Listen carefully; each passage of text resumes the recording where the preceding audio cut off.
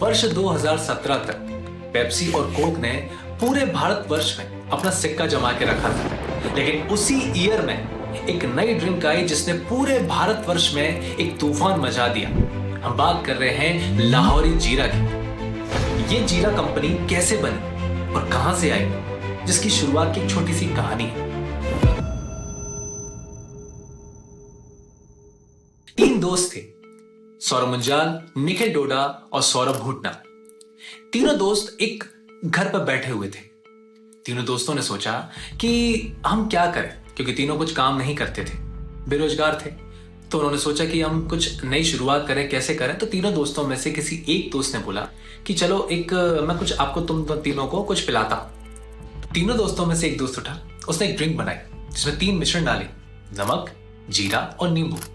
तो जब ये शरबत बनाया तो अपने दोस्तों को पिलाया। सभी दोस्तों को बहुत ज्यादा अच्छा लगा। तो तीनों ने मिलकर एक प्लान बनाया, क्यों ना इसी ड्रिंक को मार्केट में उतारा जाए।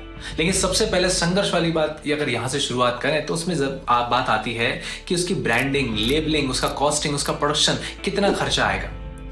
तो सबसे पहले उन्होंने सोचा कि इसका नाम क्या रखा जाए।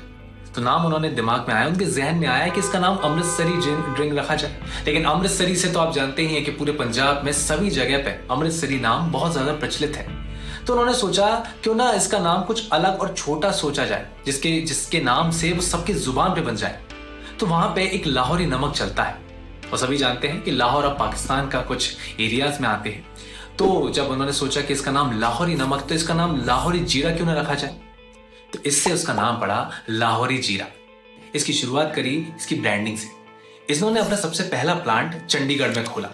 चंडीगढ़ में खोलने के बाद अब सीधे इन्होंने रिटेलर्स के पास गए और रिटेलर्स को अपनी ड्रिंक सेल करी।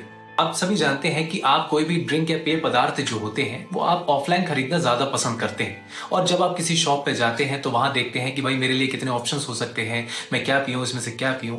तब आप उसमें से एक कोई भी चीज, अपनी एक ड्रिंक खरीद लेते हैं। जब लाहौरी जीरा का एक बूम आया तो डिस्ट्रीब्यूटर्स के कॉल डायरेक्ट इन दोस्तों के पास, इस कंपनी के पास जाने लगे, जिससे पूरे भारतवर्ष में इसका एक बूम आ गया और इनकी सेल दिन ब दिन बढ़ती चली गई। आज के समय में इसका एक दिन में 20 लाख बोतलों का प्रोडक्शन होता है। इन्होंने वर्ष 21 में 80 करोड़ का रेवेन्यू जनरेट किया।